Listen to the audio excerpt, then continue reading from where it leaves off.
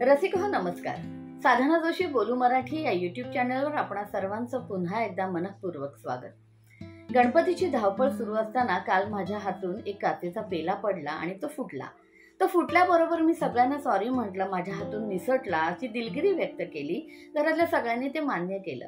पण आज सकाळी माझ्या लेकीच्या हातून एक काचेचं भांड फुटलं आणि माझा पारा चढला. मी तिला खूप बोलले, तुला काळजीने ते हाताळता येत नव्हतं का? तुला नीट काळजी घेता येत नव्हती का बरं तू असं केलं वगैरे वगैरे वगैरे. माझी लेक म्हणाली, आई काल तुझ्या हातून ते भांड फुटलं तेव्हा तू सॉरी म्हटलंस, हातातून निसटलं असं म्हटलं, आम्ही ते ऐकलं आणि आज माझ्या हातून चुकून हे झालं तर तू मला किती ग बोलतीयस. घरात गणपतीची तयारी सुरू होती त्यामुळे मीही फार काही वाद घातला नाही, पण मला चूक त्यावेळी लक्षात आली होती मंडळी, हे मान्य करायलाच हवं.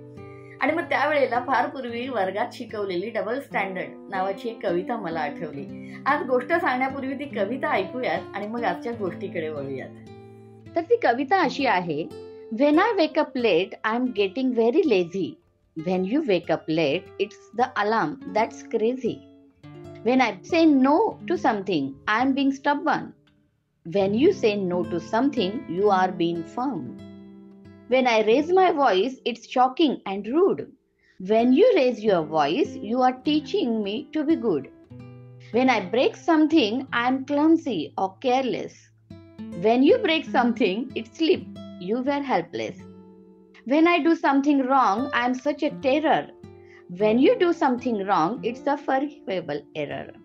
When I quarrel with a friend, I am wild and naughty. When you quarrel with a neighbor, you are doing only your duty.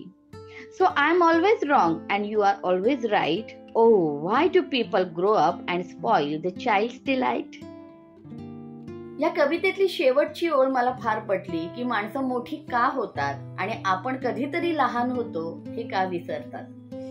कोणतीही गोष्ट ही बघणाऱ्याच्या दृष्टिकोनावर अवलंबून असते किंवा कोण ती गोष्ट सांगतंय यावर त्याचा दृष्टिकोन अवलंबून असतो. एक छानशी गोष्ट आठवली या निमित्ताने. फार पूर्वी असं म्हटलं जातं की प्राणी आणि माणूस एकमेकांशी बोलायचे. असंच एकदा एक सिंह आणि एक माणूस एकमेकांशी गप्पा मारत होते. गप्पा मारता मारता विषय यावर आला की कोण श्रेष्ठ आहे किंवा कोण ताकदवान आहे. सिंह म्हणाला, अर्थातच मी ताकदवान आहे, कारण मी तुमची शिकार करतो, तुम्हाला मारतो आणि फाडून खातो.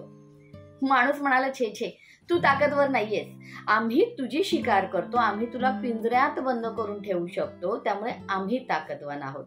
दोघांचाही असा श्रेष्ठत्वाचा वाद रंगला. शेवटी माणसाने त्याला सांगितलं, चल तुला मी अशा ठिकाणी घेऊन जातो जिथे मी काहीही न सांगता तुला पटेल की माणसंच श्रेष्ठ आहे. म्हणून तो त्या सिंहाला घेऊन एका बागेमध्ये येतो. त्या बागेमध्ये हर्क्युलस नावाच्या एका नेत्याचा किंवा एका माणसाचा पुतळा तयार केलेला असतो आणि तो पुतळा असा असतो की माणूस उभा आहे विजेत्या मुद्रेमध्ये आणि त्याच्या पायाखाली एक मेलेला सिंह म्हणजे मेलेला सिंह आहे आणि त्याच्या छाताडावर त्या माणसाने पाय दिलेला आहे. त्या पुतळ्याकडे गेल्याबरोबर माणूस सिंहाला म्हणतो, बघ कोण श्रेष्ठ आहे, तुला मेलेलं दाखवलंय खाली, त्यात तुझ्या छाताडावर आमचा पाय आहे आणि आमचा नेता विजेत्या मुद्रेमध्ये इथे उभा दाखवलाय, म्हणजे माणूस श्रेष्ठ होतो ना. सिंह चटकन म्हणाला, असं अजिबात नाहीये, याचा अर्थ फक्त एकच आहे की हा पुतळा माणसाने बनवलाय. जर सिंहाने हा पुतळा बनवला असता तर माणूस मेलेला खाली दाखवला असता आणि सिंहाचा पंजा त्याच्या छाताडावर असता आणि सिंह विजयी मुद्रेने सगळ्यांकडे पाहत असता. गोष्ट छोटीशीच आहे, पण पुन्हा तीच लक्षात येते की माझ्या हातून ग्लास फुटला तर तो निसटलेला होता आणि लेकीच्या हातून जर भांड पडलं तर ती निष्काळजी होती.